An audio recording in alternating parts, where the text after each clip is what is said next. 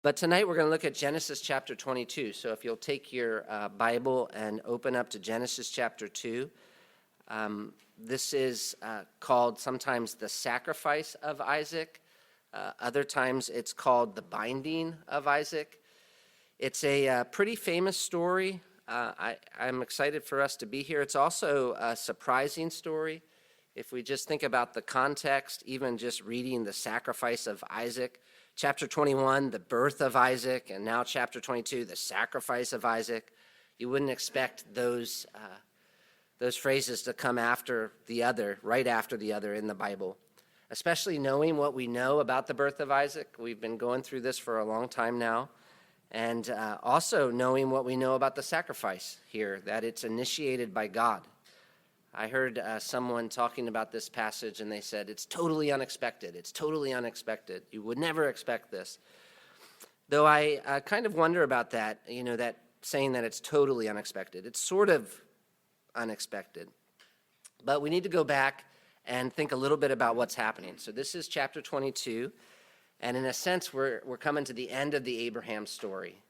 So you remember Genesis it's divided up into like 4 parts. You have Genesis 1 through 11, and then you have 3 big cycles of stories in Genesis 12 through 50. The Abraham story, the Jacob story, and the Joseph/Judah story. And Abraham's story is technically from chapter 12 to 25. But if we look at chapter 23, it's the death of Sarah. And then chapter 24 is mostly about getting a wife for Isaac. So you could say this is the last big Abraham-focused story. And it's kind of like the climax to the stories that go before, actually. Almost. You could look at it that way, at least. You know how in a movie sometimes there's like a big moment, and you think the movie's over, and then there's just a couple more scenes after that where they're mostly wrapping up. This is kind of how this part of the Bible works. And one thing that's interesting about this story that we're going to look at is that it has a number of parallels to the way the Abraham story begins. For example, we're going to see that in both stories, God comes to Abraham and he says, go. If you look at Genesis chapter 12, verse 1, Abraham's story begins like this. Now the Lord said to Abraham, go from your country and your kindred and your father's house to the land that I will show you. And then Genesis chapter 22, verses 1 and 2, after these things God tested Abraham and said to him, Abraham, and he said, here I am. He said, take your son, your only son Isaac, whom you love, and go to the land of Moriah. And apparently the way he says it there are the only 2 times God says it like that, because it's a little bit unusual in the Hebrew. So there's a connection. And both times, of course, he's calling on Abraham to go somewhere unknown, to the land I will show you. And here he says to the land of Moriah, the land of vision, technically. And maybe Abraham knew where Moriah was, but we don't. This is the only appearance in the Bible of that phrase, the land of Moriah. One Bible dictionary explains, God's call to Abraham in Genesis 22 is reminiscent of his call in Genesis 12. In both cases, God calls Abraham to personally sacrifice family for divine service and to leave that with which he was most familiar and by faith go to some unknown and unnamed place that God would show him.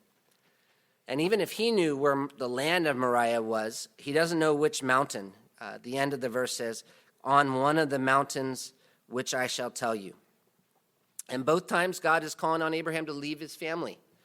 So he's being told to leave his father in Genesis 12. And as someone said, it's like God is saying, sacrifice your past. And he's being told that he's going to have to sacrifice his son here. So at the beginning, sacrifice your past. And here at the end, sacrifice your future. And these are the first and last times that we find God talking to Abraham. So there's a lot of connections. I think Moses is intentionally linking these 2 stories, and those are just a couple of the connections, but maybe the most significant similarity is that God's promise to Abraham in Genesis 12 ends with, in you all the families of the earth shall be blessed. You remember Genesis chapter 12, verse 3. I will bless those who bless you, and him who dishonors you I will curse, and in you all the families of the earth shall be blessed. And we're going to see in this story in Genesis 22, verse 18, it ends with God's promise to Abraham. It says, and in your offspring shall all the nations of the earth be blessed, because you have obeyed my voice. And so how do both the call at the beginning to go and the call at the end to go end? They both end with the nations being blessed. So one man writes, from the beginning to the end, the meaning of Abraham's life is that he will be a blessing to the nations. This is the major theme of the life of Abraham. If you go back to even how it began, chapter 11, problems in the nations. Chapter 12, God's promise to Abraham. And if you've been coming the past couple weeks, you know that's actually the theme Moses has been talking about ever since he made clear that God was going to fulfill his promise through Abraham's son Isaac. He's been talking about the nations. If you think about how the stories go from chapter 12, first he talks about descendants. Abraham doesn't have any children, but God promises them that he's going to make him a great nation. And then it tells us that Abraham obeys, and his nephew Lot goes with him, and Lot's father is dead, so it's like Lot is a brother or son to Abram, part of his family in some sense. And so you might think the nations are going to come through Lot, but what happens is that Abraham allows his wife to marry Pharaoh, so in a sense puts his seed in jeopardy. How are they going to have children if she's married to someone else? But God protects her. And then Lot leaves Abram, and that has a lot of consequences, but there's also deliverance through Abraham. And then chapter 15, Abram talks to God about his problem. He says, you've promised to make me this great nation, but I don't have any descendants, so I guess and Lot's left me, so I guess it's going to be through my servant Eleazar. And God says, no, it's going to be through one of your own offspring. And what does Abraham do? He believes God's promise about the seed, and it's credited to him as righteousness. Abraham saved through faith in God's promise about the seed. But even though Abraham believes, his faith's not amazing yet. And so in the next chapter, we see this huge problem. You could almost describe it as the fall of Abraham. But it's got a lot of these similarities to what happens in the garden. It's like Sarah imitates Eve as she comes up with a plan that she thinks is better than God's. And so she thinks she has to help God a little and tells Abraham her plan, and Abraham listens to Sarah, and we meet this woman named Hagar, and she becomes Abraham's other wife, and they have a child, and we wonder if the promise is going to come through him. Maybe it's going to be Ishmael, whose name means God hears. Maybe he's going to be the promised seed who God's going to use to bring blessing to the nations. But chapter 17, God comes to Abraham and he says, no, you're going to be the father of a multitude of nations. It's not going to be Ishmael that I use to fulfill this promise. Ishmael's going to be blessed, but he's not the promised one. And so now by 17, we've got how salvation works, faith in the seed, and we know who the seed is going to be. And so in chapters 18 through 20, we get into this whole discussion about how the promise works. We know God's going to bless the nations through Abraham, but they're wicked. So is he going to overlook their wickedness? And the answer is no. He's a righteous judge. But at the same time, we see he's merciful, and he shows mercy in these stories by rescuing people on the basis of their relationship with Abraham. God makes a promise to Abraham, and he relates to the world on the basis of that promise. He saves people on the basis of that promise. And we said that trusting that promise is a very good idea because God always keeps his promises. And in chapter 21, Isaac is finally born. And the way Moses describes his birth is specifically designed to highlight that God kept his promise. It was impossible for man, but it was possible for God. And Sarah had this baby just like God said she would. But what about Ishmael? Next story, Hagar and Ishmael are kicked out of Abraham's household, which seemed like a hard providence, but that was part of God's plan to keep his promise to Ishmael and provide freedom for him. But that story was told, you remember, in such a way that it parallels Genesis 22. So we're looking at Genesis 22, and this story parallels Genesis 21, meaning there are a lot of similarities. Hagar and Ishmael have to go. Abraham rises up early, puts something on Hagar's shoulders, like we're going to see, puts something on Isaac's shoulders. Both sons' lives end up being in danger. As they're both in this desperate situation, angels speak to them, and each story ends with a promise from God for future blessing. And so what do you do with that? It's a setup. It's a setup. One, God allows Abram to experience what Hagar experienced. Someone calls that poetic justice. But two, obviously Ishmael represents a nation, and he's blessed because of Abraham, so that's a partial fulfillment. But that fulfillment sets up for a bigger fulfillment because there's a pattern we see developing as we look at the stories about Isaac and Ishmael, and that's that every time God blesses Ishmael, what comes next is an even bigger blessing for Isaac. What God does for Ishmael, he does for Isaac in a bigger way. And so, yeah, of course, chapter 22 is unexpected, but there are some things that we're expecting as we come into this chapter. We know it's going to have something to do with God fulfilling his promise to Abraham about blessing the nations and explaining how salvation works. And I think we're going to see, what we're going to see is that it's going to help us understand how Abraham is going to be a blessing to the nations. Genesis 22 is going to help us understand how Abraham is going to be a blessing to the nations. His whole life is about being a blessing to the nation through his descendants. But how? Genesis 22, verse 1. Moses writes, "After these things, God tested Abraham and said to him, 'Abraham.' And he said, 'Here I am.'" So God tested Abraham, and that idea of being tested would have been familiar to the people reading this for the first time, because what did God do to them after they were delivered from Egypt? He made them a promise, and then he tested them, whether they were going to walk in obedience to him or not. So you can read about that in Exodus. But here he's doing that with Abraham. What happened to the father happened to the children. That's kind of a biblical pattern. And Moses wants us to know that God's testing Abraham before we read the story. So this is verse 1. And the very first thing that Moses wants us to understand about what we're going to read is that we're about to read a test. And that's significant because we're going to find God asking Abraham to do something that's really shocking. And we should be shocked. But at the same time, recognize that it's a test. God has told us that this is a test. And God has every right to do that because he's God. And what he's planning to do through Abraham is huge and totally undeserved. So he tests Abraham.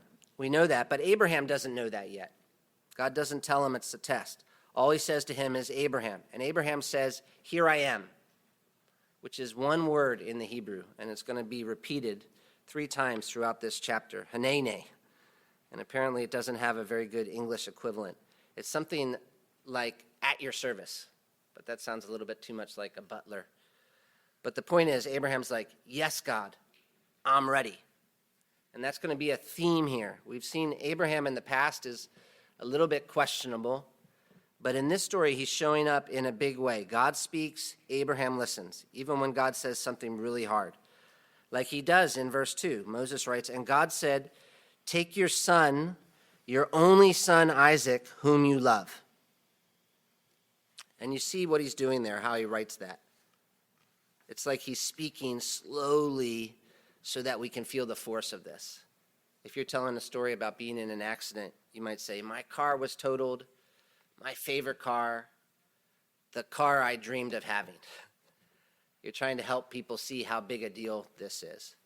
And actually, he's also writing this in a way that sounds very much like what he told him back in Genesis chapter 12. He spoke in a threefold pattern like that when he told Abraham to leave his land, his people, and everything else behind.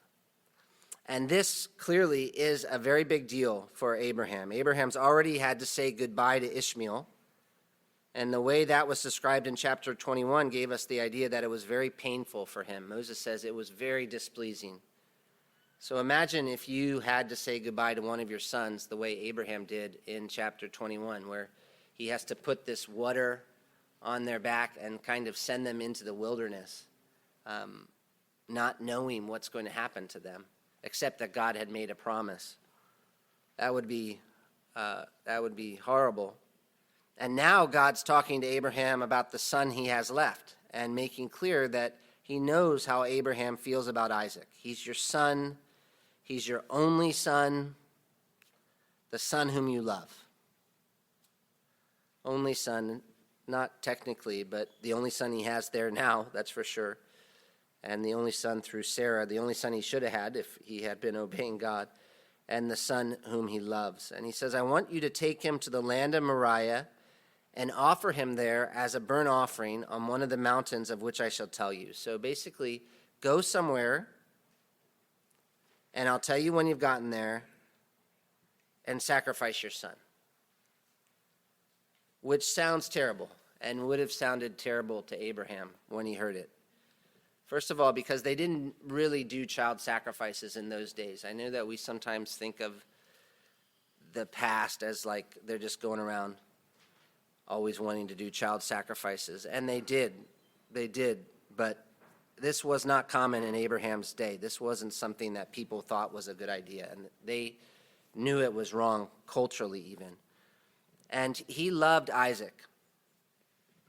That's clear. But what's even more significant is that this is the son that God had promised him. So think about all that Abraham's been through, all that God's done to make clear that he was going to keep his promise through Isaac. I mean, how many years did Abraham wait for Isaac? And God, in every which way, said, it's going to be Isaac. He is going to be the one that I use to reverse the curse and fix what's wrong with the whole world. So what does this sound like? It sounds like God's messing with Abraham. It sounds like God is not keeping his promise. And worse, if you look at it just on the face of it, it seems like God is evil. And that's ultimately the test, right? That's ultimately the test. So what does Abraham do? Verse 3. So Abraham rose early in the morning. He doesn't wait long, though he does seem to wait a little. Did God speak to him in the night? How did he sleep that night? R.C. Sproul, apparently my daughter was telling me last night, thinks that he didn't sleep well, and that's why he rose early in the morning. But I don't think so. I think he was a morning person. No, I don't think that either, really. I'm just joking. But I don't think this is because he didn't sleep well that night, actually. Who knows how he slept. But the chapter before, when he said goodbye to Ishmael, it says he rose early in the morning. And actually, as we read through this Exodus, we're going to see when someone's being faithful to a call of God, they often rise early in the morning to do it. We'll see that in Moses. I just read that this morning in my devotions, Moses rising early in the morning. And so I think this is Abraham. The main point is that Abraham is going to be obedient to God as soon as he can.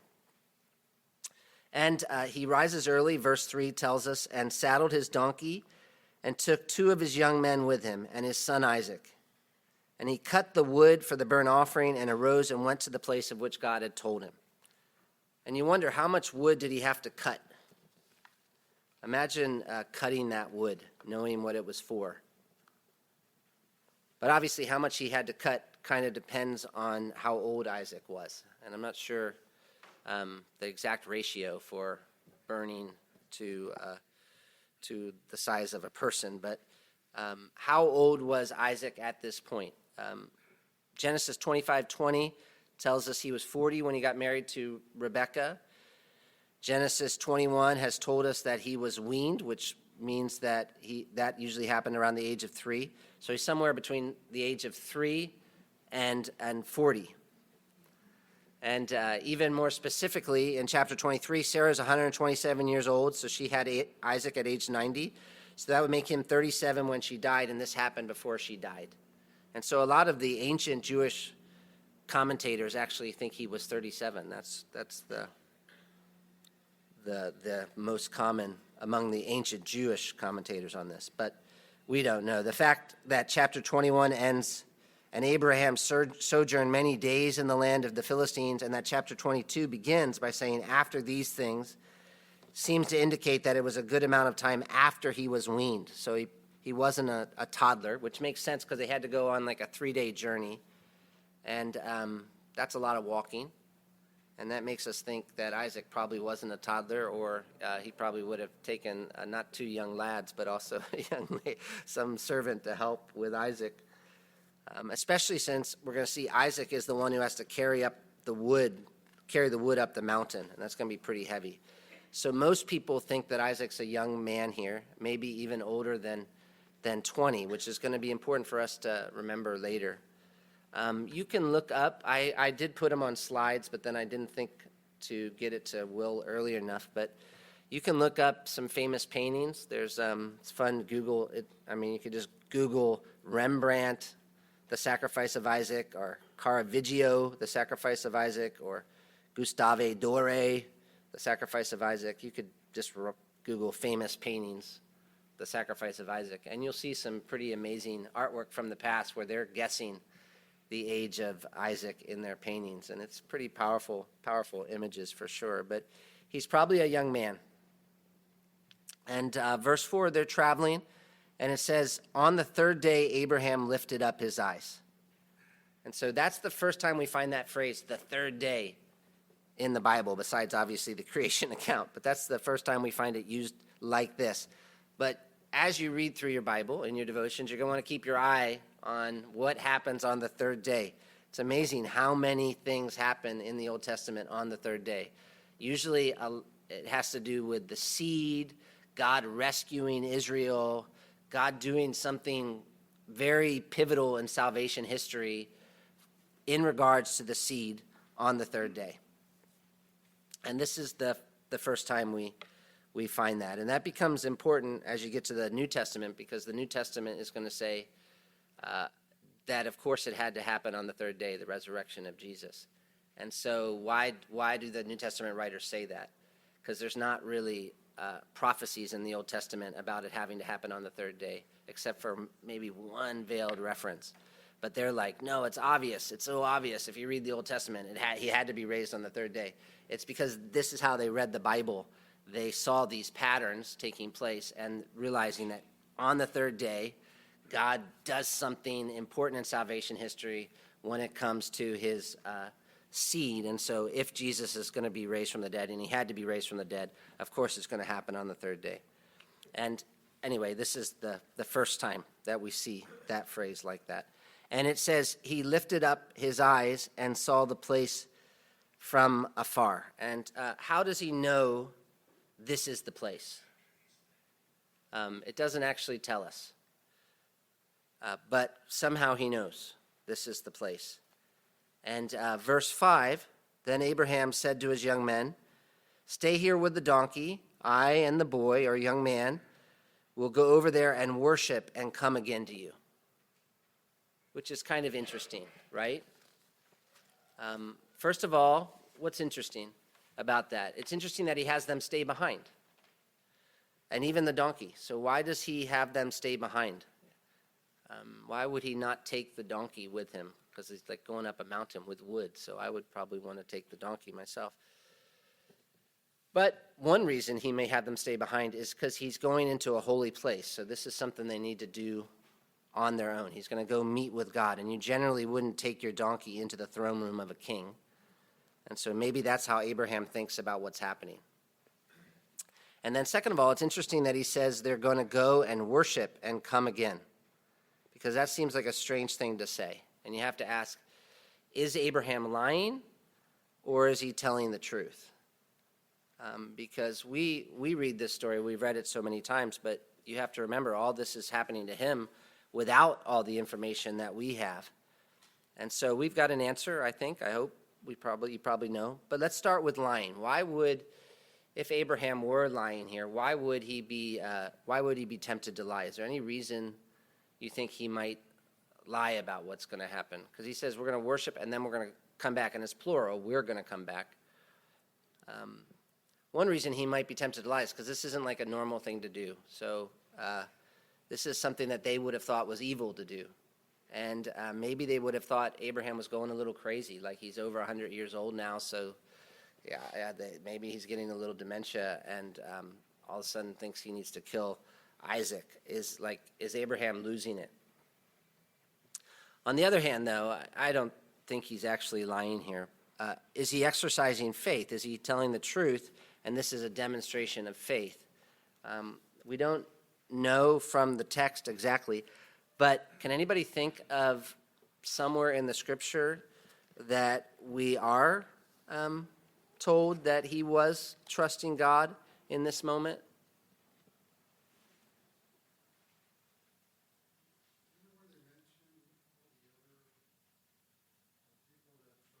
Yeah, that's right. Yep, that's right. Exactly. Yeah, that's exactly right. I was going to say, Hebrews 11 talks about Abraham believing that God could have raised Isaac from the dead. Yes, exactly. says, by faith, Abraham, when he was tested, so we know it's this, offered up Isaac, and he who had received the promises was in the act of offering up his only son, of whom it was said, though through Isaac shall your offspring be named. He considered that God was able to even raise him from the dead. And so it seems like he went to the mountain believing they were both coming back. And that's going to kind of be an important point of Genesis chapter 22. But even though he believed he was coming back, he still took the wood. He still took the wood. It says, verse 6, and Abraham took the wood of the burnt offering and laid it on Isaac his son. And so Isaac has to carry the wood that's supposed to be used to sacrifice him with, which sounds like a picture. Many of the early church fathers would point to that as a picture of Christ carrying his cross, but it certainly is a tragic picture. And it says that Abraham took in his hand the fire and the knife, and fire refers to what they started the fire with. It's probably some sort of stone they used to kindle fires. But they take that, and it says, end of verse 6, they go both of them together. It's almost like you're with it's almost like you're with the servants and the donkey watching the old man and his son walk, with Isaac with the wood on his back and Abraham with the fire starter and the knife. And as they're going, Isaac wonders something. Verse 7, and Isaac said to his father Abraham, my father. And he said, here I am, my son. Which is actually the same phrase he used earlier, at your service, hanene. He said, behold, look, the fire and the wood, but where is the lamb for a burnt offering? And Isaac's thinking here, and this is the first time he speaks. So it's been a quiet 3 days. A very quiet 3 days. And it's interesting that he waited this long to ask this question, though, because he knows what they're going to do. And you would think he would have wondered it earlier. Like, where's the lamb? That seems like, unless he was like a toddler, that seems like a question that most people would have asked a long time before the mountain. But I'm sure Abraham was deep in thought.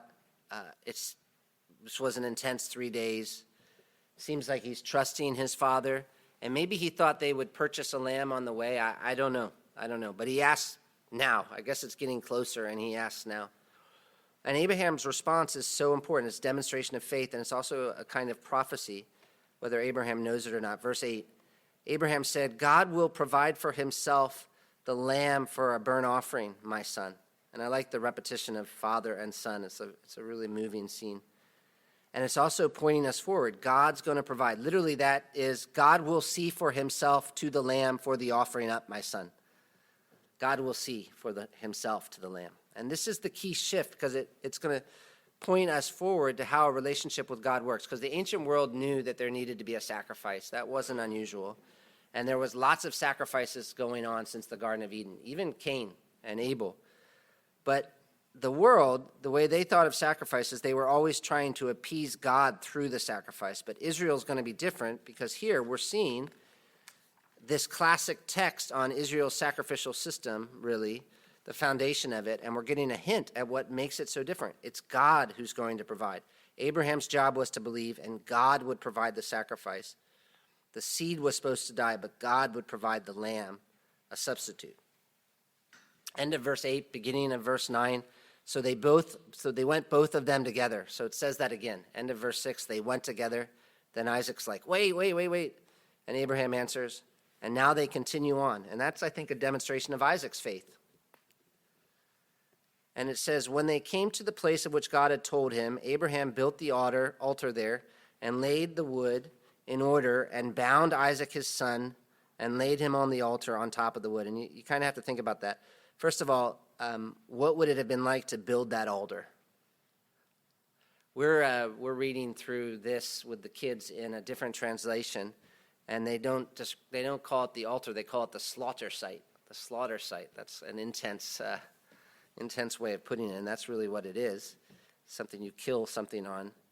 But building that altar, Abraham's built a lot of altars in his day, actually, up to this point, but this is probably the most difficult one for him. And then how did Abraham get Isaac up there if Isaac was like over the age of 20? especially because then Abraham would have been like 120 himself. And how did he bind him? That would have required Isaac's participation for sure. So this took faith on Abraham's part again, but again also on Isaac's. Then verse 10, then Abraham reached out his hand and took the knife to slaughter his son. And what a great graphic word, slaughter. And what a moment. Because what does it look like is happening here? It looks like murder. It looks like a father killing his son. It looks like God ending his plan. This is a moment right here. The future of the world is in jeopardy, and it seems like God is the one who's doing it. And yet Abraham takes the knife in obedience, trusting. He's so sure of God's faithfulness to his promise that he's come up with this idea in his mind. I don't know if during those 3 days he was trying to figure out, how is God going to keep his promise and do good the way he said he would, when this is what he's asking me to do? That's how faith works. I know that God is going to be faithful to his promise. I know. This is how it looks. It looks evil. It looks like everything that I've ever thought about how God worked is wrong, but I know God's going to keep his promise. So Abraham thought, it must be that God's going to raise him from the dead, because I know God's good. And he picks up the knife. Martin Luther said, if God blinked at this moment, Isaac would be dead. But of course, God doesn't blink. And verse 11, the angel of the Lord calls to him from heaven and said, Abraham, Abraham. He says it twice here. Abraham, Abraham. And again, Abraham responds, here I am, Hanene, at your service. But I wonder if his voice was shaking this time. And God stops him. Verse 12, he said, do not lay your hand on the boy or do anything to him. So it's kind of interesting that he says it twice, because God, he doesn't stutter. Some people have thought he says it twice because it was such an urgent moment. You can imagine how tensed up Abraham must have been to get to this moment where he's going to slay his son. Like it must have just as a human, you would have to be so focused. So some people think it's because of that. God's like, stop, no, seriously, no, don't even touch him. But also, before they would sacrifice a lamb, they would lay their hand on it. And so maybe that's the first command, don't lay your hand on him. Don't do anything.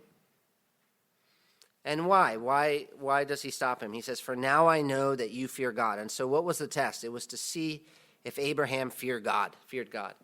And that's a little bit ironic, because you remember back with Abimelech, why did Abraham say that he did allow his wife to get married to Abimelech? He said, I didn't think there was any fear of God in this place. And clearly he wasn't fearing God at that moment. And so God is testing Abraham here. He's like, no, seriously, do you fear me? Do you fear me?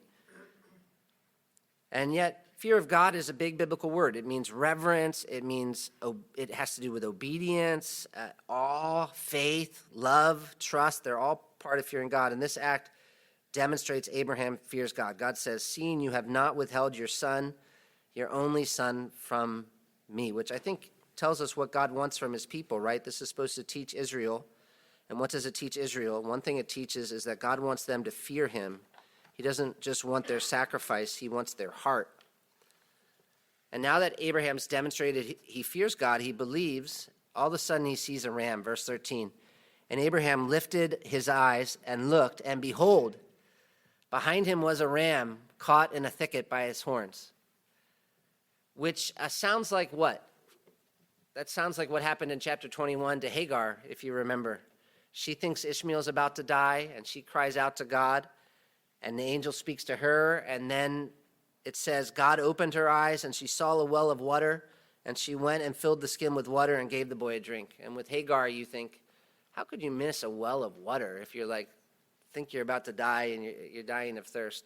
But there was something supernatural going on there, obviously.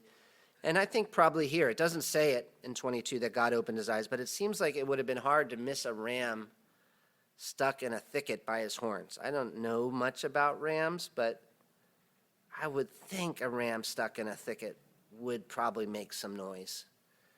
And then, to suddenly see it. How long does it take to build an altar? So it takes, I can't do that just like in 1 second. So that ram was stuck in the thicket for a while. So this seems supernatural. And I don't know if it was a wild ram, but Abraham goes over and takes the ram, which I think must have been a little bit of a challenge as well. He's a shepherd, so I'm sure he's better at it than I would have been. But if I had to go over and get a ram out of a thicket, that would be a challenge. You ever try to chase, see those people chasing those pigs and stuff? Fortunately, this ram's stuck, but it's got those. I wouldn't want to do it. But he does it. Tough. He's a tougher old man than I am. And then it says he offered it up as a burnt offering instead of his son. And in other words, it's a substitute. And that had to be a powerful point in this story to the people listening to it for the first time, because this was the generation of Israelites who had come out of Egypt, or the second generation.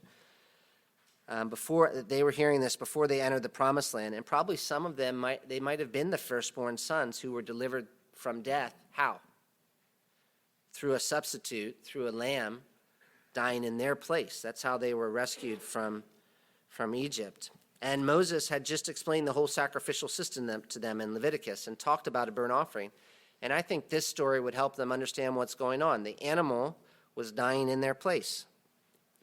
But of course, that animal wasn't ultimately able to bear their sin, and that's the limitation of the system.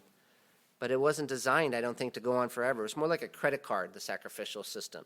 So the person sinning was supposed to die, but they paid the debt with a credit card, the lamb, but eventually that debt was going to have to be taken care of. How? God's going to provide. God's going to provide someone to die in the place of his people. And that's even what Abraham calls the place where all this happens. If you look at verse 14. So Abraham called the name of that place, the Lord will provide. As it is said to this day, on the mount of the Lord it shall be provided. And that's one of those places that people think maybe someone other than Moses came and added an explanatory remark later, because the mount of the Lord was where the temple was. And even in 2 Chronicles chapter 3, when Solomon builds the house of the Lord, they say he built it in Jerusalem on Mount Moriah. That's the only other place in the Bible where the word Moriah is used. But it links what happens to Abraham with the sacrifices at the temple and shows that it's a paradigm or an illustration that can help us understand what's going on there. And yet there's even something more. Verse 15, the angel comes to Abraham a second time and says, and the angel of the Lord called to Abraham a second time from heaven and said, by myself I've sworn, declares the Lord, because you've done this and have not withheld your son, your only son, keep saying that, I will surely bless you, and I will surely multiply your offspring as the stars of the heaven and as the sand that is on the seashore, and your offspring shall possess the gate of his enemies, and in your offspring shall all the nations of the earth be blessed, because you have obeyed my voice. And you can see how he's picking now from all the different promises that he already made to Abraham. This is, as we've been reading the story, God's come different times and made the promise to Abraham different ways, and now he's summarizing all of them. I'll bless you, that's Genesis 12, as the stars of heaven.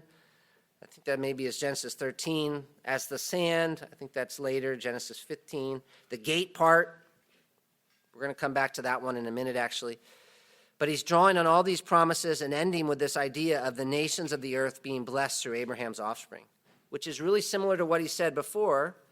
But what's different? What's the one thing that's different here that's actually pretty significant? So when there's repetition in the Bible, one of the most important things for you to look for is for what's different. That's kind of a key little Bible reading tool. Like, they do a lot of repetition in the Bible, like people at wells or people getting married, wives getting married to some other guy. There's so much repetition in the Bible. They know they're repeating themselves, but it's also a way of teaching. And part of what happens is there's one thing that's different, or a couple of things that are different in the story they tell the second time, and that's also true here. Though this isn't a story, It's a promise. And what's different is that Abraham's obedience hasn't been mentioned before. Before, God was like, I'm going to do this. I'm going to bless the nations through you. And it's clearly all God. But here there's a connection back to Abraham's obedience. And I don't know, but I wonder if this is sort of an illustration of how salvation works, in that it's grace, it's all grace. God chooses to use Israel to bring blessing to the world, and he's going to do that. But for that to happen, Israel was going to have to obey like Abraham. As we keep reading in Exodus, we see that God's going to partner with Israel, which is grace, and they're supposed to be this kingdom of priests. And actually what they're supposed to do is it's going to be like Canaan becomes the Garden of Eden again, and there's not going to be diseases. There's going to be this amazing thing that the whole world looks at and sees. But Israel, for that to happen, has to obey.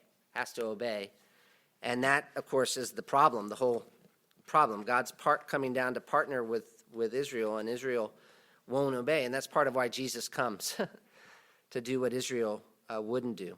And we even get a hint of that in this text, because we read about this offspring here, and at first it seems plural, right? If you look down at Genesis 22:17, he says, I will multiply your offspring, and that's that word seed, as the stars of heaven. So that's definitely plural. But then the end of the verse, there's something different. Look at the end of verse 17. It says, and your offspring shall possess the gate of blank enemies. His enemies. So what, anybody remember from English in school, like, is his singular or plural? Just joking. His is singular. His is singular. And it actually is singular clearly in the Hebrew. There might be a footnote on it, but that's only because of the context. It's definitely, in the way this is written, in the Hebrew, it's a singular. And that's why it says his and not there, and that's important to establish because it leads into the next verse. And your offspring, singular, shall possess the gate of his enemies, and in your offspring, that singular offspring, shall all the nations of the earth be blessed. And this verse is alluded to only one other time in the Psalms, and it's Psalm 72:17, and there it's singular, where he talks about all the people being blessed in him. In him. Let all the nations be blessed in him. Talking about the Messiah. So this is how God's going to save the nations. And it may be part of what John the Baptist has in mind when he looks at Jesus and says, behold the Lamb of God. Here he is Abraham's offspring, the one that ram on the mount was pointing toward. God will provide, and God has provided Jesus. And after the angel tells Abraham this, verse 19 says, so Abraham returned to his young men, and they arose and went together to Beersheba, and Abraham lived at Beersheba. And who's missing there? Isaac. So that's kind of surprising. And some people read a lot into that, but I think that would probably be over-interpreting. The story starts with Abraham, and it ends with Abraham. Isaac's there. It's just that the writer is not that interested in him right now, actually. It's about God and Abraham. Though I think Isaac, that was pretty cool, but the writer's focused on Abraham. And he just goes back to where he came from. I'm sure Isaac must have been with him. And then that chapter ends on an unusual note. Like, that was a great chapter, but verse 20, what do we get in verse 20? A list of names, right? And we might wonder why. Why does all of a sudden we hear about Milcah and his kids? One reason might be that we need a little bit of a breather, honestly. That was a pretty intense scene. If we really were reading it and feeling it, like a father almost killing his son, the promise almost seeming like it was going to end. And then in the next chapter, we're going to read about the death of Sarah. So reading one straight after the other might feel like a little bit much. But there's more to it than that, of course. And look at it. We can see it if we look at it. Verse 20, it says, now after these things, which is basically the same saying that opened the chapter, it was told to Abraham, behold, Milcah also has borne children to your brother Nahor, Uz his firstborn, Buz his brother. That's always cracks me up, Uz and Buz.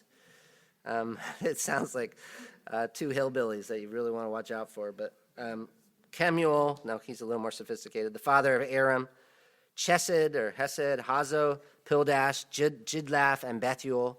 Verse 23, Bethuel fathered Rebekah. These 8 Milcah bore to Nahor, Abraham's brother, moreover his concubine, or you could say his second wife, whose name was Ruma, bore Teba, Gaham, Tahash, and Makkah. So Abraham's the one God's working through to save the world, and yet it's so fragile for him. He's only got 2 sons. And Milcah, who's not a primary part of God's great rescue plan, is just having children like one after the other. He actually has how many kids, if you count that? In all. This one you could probably do without counting, actually. 12, that's right, yeah. And he has 8 to his first wife and 4 to his second wife, which is, you know who else it worked that way for later? Jacob. 8 to his first wife, 4 to his second. But that's a long time from now. And here the only 2 grandchildren they tell us about are Aram and then Rebekah. And I don't know why they tell us about Aram, but obviously we know why they tell us about Rebekah, because she's a big part of what's going to come next. And what's interesting is that Abraham's just received this promise about his offspring possessing the gate of his enemies. Then he meets someone who tells him about Milcah. And I wonder if Abraham told him about the promise, because when we meet Rebekah later, you know what her relatives are going to say as to why they're kind of excited about her going to be with Isaac? Listen to verse 60 of chapter 24. It says, they blessed Rebekah, and they said to her, our sister, may you become thousands of 10,000s, and may your offspring possess the gate of those who hate him, which is an unusual blessing, and it seems like it's built on what God promised Abraham. So I'm wondering if this person who told Abraham about Milcah, Abraham told him about the promise he just heard from God, and he took it back to the family, and this kind of became this thing that they meditated on in terms of their hopes for the future. And when they hear about Rebekah going to be with Isaac, they actually bless her using the very promise that God had given Abraham. And while it helped them have hope as they look to the future, of course, this chapter helps us have hope or helps us understand the past, because we know that Genesis 22 is a picture to help us understand what God has done through Jesus. So how do we know God loves us and will accept us? We can look back at this promise that he made to Abraham. Jesus is the fulfillment. And what a fulfillment, because God didn't spare his son. There's a story about Martin Luther. He was reading Genesis 22 to his family at devotions, and his wife said, Martin, I don't believe it. They were kind of a vocal family for sure, and she had a lot of passion, his wife, Katie, and she said, Martin, I don't believe it. God would not have treated his son like that. And Martin looked at her and said, but Katie, he did. Romans 8:31 and 32, what shall then we say to these things? If God is for us, who can be against us? He who did not spare his own son, but gave him up for us all, how will he not also with him graciously give us all things? So if you want proof when you're worried about your sin that God could care about you, you can think about the story of Isaac and then think about the cross. God allowed Abraham to spare his son, but God did not spare his own son. And why? So that he could provide the lamb to die in your place. And certainly we can learn from the example of Abraham, because he had a lot less revelation than we do. And yet he trusted that God was faithful to his promises, and shows us how really to process the world in which we live. We can't understand everything, and there's going to be a lot of times when we look at the world, and if we look at what's happening and we're going to say, I don't understand how this could happen and God accomplish what he said he was going to accomplish. But what do? We need to learn to be like Abraham. Because what did Abraham do? He knew, he rock solid, God is good, and God's going to get done what he said he's going to get done. And so he got creative, and he thought it must be because God's going to raise Isaac from the dead. And of course, God had a different plan than that, a better one, that involved the death and resurrection of his son. And we have a lot of questions, of course, just like Abraham, but we have a lot more proof than Abraham did, that God is faithful to his promises, and that God's always going to do just what he said he was going to do. And so let's ask God even now that he'll help us be like Abraham here, and like Isaac, and obey and do what he calls us to do, even when we don't know exactly how it's going to work out. Because that's really what a relationship with God looks like right now. in this world before we get to heaven. Genesis 22, pretty cool, pretty sweet chapter.